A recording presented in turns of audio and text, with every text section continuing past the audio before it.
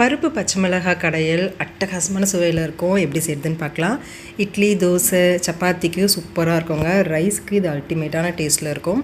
வாரத்தில் ஒரு முறையாவது இந்த ரெசிபி எங்கள் வீட்டில் செஞ்சுருவோம். அந்தளவுக்கு ருசி ரொம்பவே நல்லாயிருக்குங்க.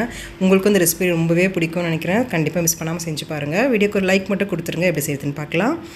இதுக்கு குக்கரில் 3/4 கப் அளவுக்கு துவரம்பருப்பு எடுத்துக்கோங்க. இது ஒரு 75 கிராம் அளவுக்கு இருக்கும்.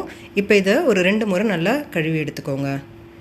இதில் காரத்துக்கு ஒரு 5 பச்சை மிளகாயை இது போல் சின்ன சின்னதாக கட் பண்ணிவிட்டு சேர்த்துக்கோங்க. இது மாதிரி பொடியாக நறுக்கி சேர்த்தா கடையிறதுக்கு கொஞ்சம் ஈஸியாக இருக்கும்.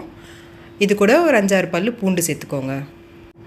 அடுத்து வெங்காயம் கம்மியாக சேர்த்துக்கணுங்க. அதனால் இந்த அளவுக்கு பருப்புக்கு அரை வெங்காயம் சேர்த்திங்கனாலே போதும். இதை சின்ன சின்னதாக கட் பண்ணிவிட்டு சேர்த்துக்கோங்க. வெங்காயத்தை அதிகமாக சேர்த்திங்கன்னா சீக்கிரமாகவே கெட்டு போயிடும்.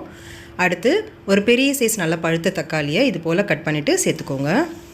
அடுத்து ஒரு சின்ன நெல்லிக்காய் சைஸ் அளவுக்கு புளி சேர்த்துக்கோங்க. அதிகமாக சேர்த்துட வேண்டாம், புளிப்பு சுவை வந்துடும். இந்த அளவுக்கு சேர்த்திங்கனாலே போதுமானது. அடுத்து 1/4 டீஸ்பூன் அளவுக்கு மஞ்சள் தூள் சேர்த்துக்கோங்க. அடுத்து இந்த பருப்பு கடையிலுக்கு தேவையான உப்பு சேர்த்துக்கோங்க. நான் 3/4 டீஸ்பூன் அளவுக்கு சேர்த்துருக்கேன். உங்களுக்கு தேவையான அளவுக்கு நீங்கள் சேர்த்துக்கோங்க. அடுத்து 1/2 டீஸ்பூன் பெருங்காயத்தூள் சேர்த்துக்கோங்க. அடுத்ததாக 1 டீஸ்பூன் அளவுக்கு எண்ணெய் சேர்த்துக்கோங்க. எண்ணெய் சேர்க்கறதால பருப்பு நல்லா பூ மாதிரி நல்லா வெந்து வந்துடும். இதுக்கு தேவையான தண்ணி சேர்த்துக்கோங்க. பருப்பு, வெங்காயம், தக்காளி எல்லாம் நல்லா மூழ்கி வர அளவுக்கு தண்ணி சேர்த்துக்கோங்க. நான் ஒரு 300 ml அளவுக்கு சேர்த்துருக்கேன்.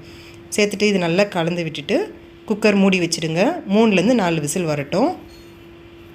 பருப்பு நல்லா வெந்து வர அளவுக்கு வேக வச்சு எடுத்துக்கோங்க. இப்போ ஸ்டீம் இறங்கின பிறகு பாருங்கள், தக்காளி, பச்சை மிளகாய், பூண்டு எல்லாமே நல்லா வெந்து வந்திருக்கு. இப்போ இது ஒரு மத்து இல்லை மேஷர் வச்சு இது போல் நல்லா கடைஞ்சி விட்டுக்கோங்க. பாருங்கள், இந்த அளவுக்கு நல்லா கடைஞ்சி விட்டுருங்க. இப்போ இதில் ஒரு 1/4 கப் அளவுக்கு மட்டும் தண்ணி சேர்த்துக்கோங்க.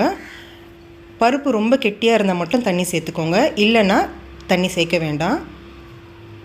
பாருங்கள், இந்த அளவுக்கு கன்சிஸ்டன்சியில் இருக்கணும். ரொம்பவும் தண்ணியாக இருந்தாலும் இந்த பருப்பு கடையில் சுவையாக இருக்காதுங்க. இந்த அளவுக்கு கொஞ்சம் திக்காக இருந்தால் தான் நல்லாயிருக்கும். இப்போ இதுக்கு தாளிப்புக்கு 2 டீஸ்பூன் எண்ணெய் காய்ஞ்ச பிறகு 1/2 டீஸ்பூன் கடுகு, 1/2 டீஸ்பூன் சீரகம், 1/2 டீஸ்பூன் உளுத்தம்பருப்பு, ஒரு வரமிளகாய் கிள்ளி சேர்த்துக்கோங்க. 2 கொத்து கருவேப்பிலையும் சேர்த்து தாளித்து பருப்போடு சேர்த்துக்கோங்க. அடுத்து நல்லா பொடியை நறுக்கின கொத்தமல்லியை சேர்த்து நல்லா கலந்து விட்டுருங்க. இட்லி, தோசை, சப்பாத்தி, சாதத்துக்கெலாம் அவ்வளோ ருசியாக இருக்குங்க. இது போல் நீங்கள் சாதத்துக்கு இந்த பருப்பை சேர்த்துட்டு இது கூடவே கொஞ்சமாக நெய் சேர்த்து அதுக்கு மேலே இது போல் கார பூந்தியை சேர்த்து சாப்பிட்டு பாருங்கள். டேஸ்ட் அவ்வளோ ருசியாக இருக்கும். நீங்கள் ஒரு முறை இது மாதிரி செஞ்சு சாப்பிட்டுட்டிங்கன்னா அடிக்கடி செய்வீங்க. அந்தளவுக்கு டேஸ்ட் செம்மையாக இருக்குங்க. மிஸ் பண்ணாமல் இதை ட்ரை பண்ணி பாருங்கள். செஞ்சு பார்த்துட்டு எப்படி இருந்துச்சுன்னு கமெண்ட் செக்ஷனில் சொல்லுங்கள். வீடியோ பிடிச்சிருந்துச்சுன்னா லைக் பண்ணிவிட்டு ஃப்ரெண்ட்ஸ் ஃபேமிலி கூட ஷேர் பண்ணிக்கோங்க. Thank you friends.